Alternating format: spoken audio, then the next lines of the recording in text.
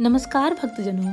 हिंदू पंचांग के अनुसार सावन मास का तीसरा सोमवार आज यानी 5 अगस्त को है।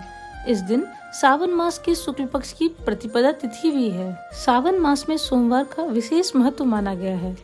तो आइए आज हम सावन के तीसरे सोमवार की व्रत कथा को सुनते हैं। चैनल पर नए हैं तो चैनल को सब्सक्राइब जरूर कर दें और बेल आइकन दबाना बिल्कुल ना भूलें। ओम नमः शिवाय। सावन सोमवार की कथा। सावन सोमवार की कथा के अनुसार अमरपुर नगर में एक धनी व्यापारी रहता था। दूर दूर तक उसका व्यापार फैला हुआ था।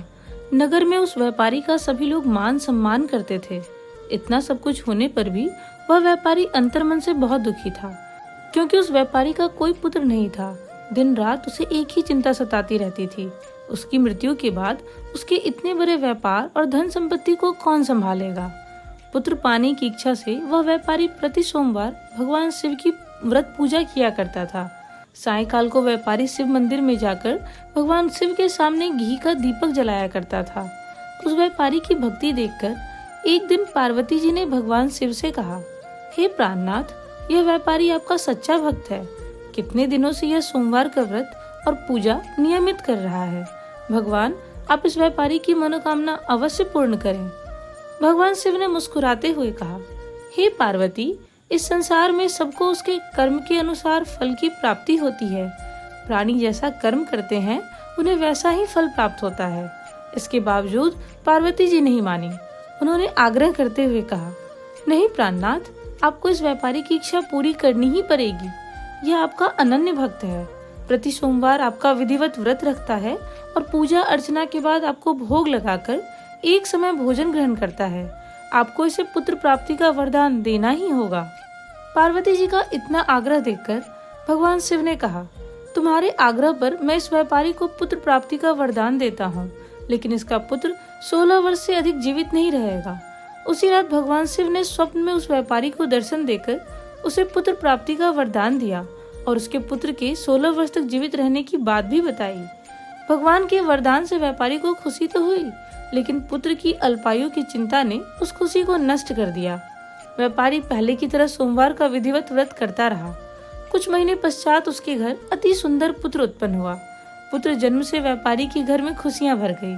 बहुत धूमधाम से पुत्र जन्म का समारोह मनाया गया। व्यापारी को पुत्र जन्म की अधिक खुशी नहीं हुई, क्योंकि उसे पुत्र की अल्पायु के रहस्य का पता था। यह रहस्य घर में किसी को नहीं मालूम था। विद्वान ब्राह्मणों ने उस पुत्र का नाम अमर रखा। जब अमर 12 वर्ष का हुआ तो शिक्षा के लिए उसे वाराणसी भेजने का निश्चय हुआ। व्यापारी ने अमर के मामा दीपचंद को बुलाया और कहा कि अमर को शिक्षा प्राप्त करने के लिए वाराणसी छोड़ आओ। अमर अपने मामा के साथ शिक्षा प्राप्त करने के लिए चल दिया। रास्ते में जहाँ भी अमर और दीपचंद रात्रि विश्राम के लिए ठहरते, वहीं यज्ञ करते और ब्राह्मणों को भोजन कराते थे। लंबी यात्रा के बाद अमर और दीपचंद एक नगर में पहुंचे। उस नगर के राजा की कन्या के विवाह की खुशी में पूरे नगर को सजाया गया था। निश्चित समय पर बारात आ गई, लेकिन वर का पिता अपने बेटे के एक आंख से काने होने के कारण बहुत चिंतित था।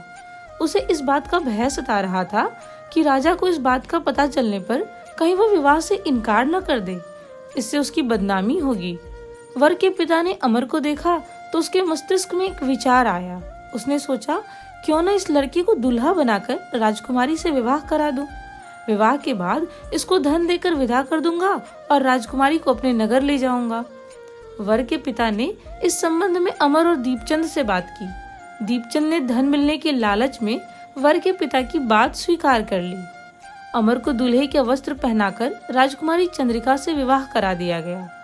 वे राजा ने बहुत सा धन देकर राजकुमारी को विदा किया। अमर जब लौट रहा था तो सच नहीं छिपा सका और उसने राजकुमारी की ओढ़नी पर लिख दिया, राजकुमारी चंद्रिका, तुम्हारा विवाह तो मेरे साथ हुआ था, पर मैं तो वाराणसी में शिक्षा प्राप्त करने जा रहा हूँ।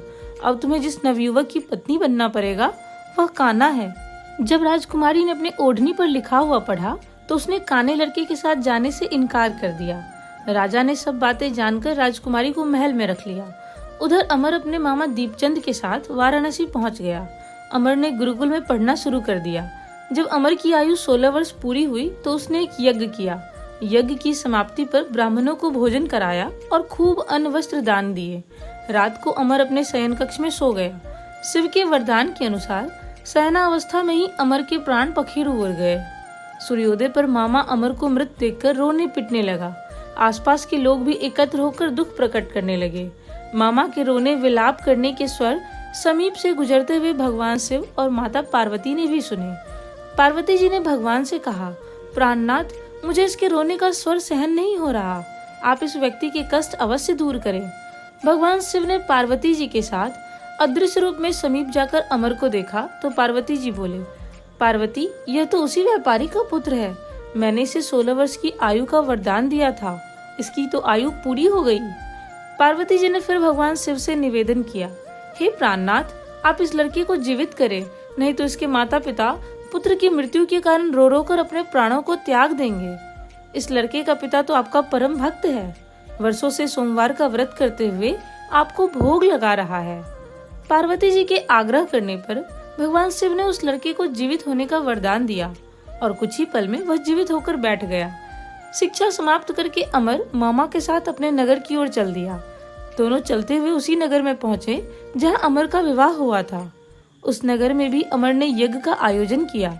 समीप से गुजरते हुए नगर के राजा ने यज्ञ का आयोजन देखा। राजा ने अमर को तुरंत पहचान लिया।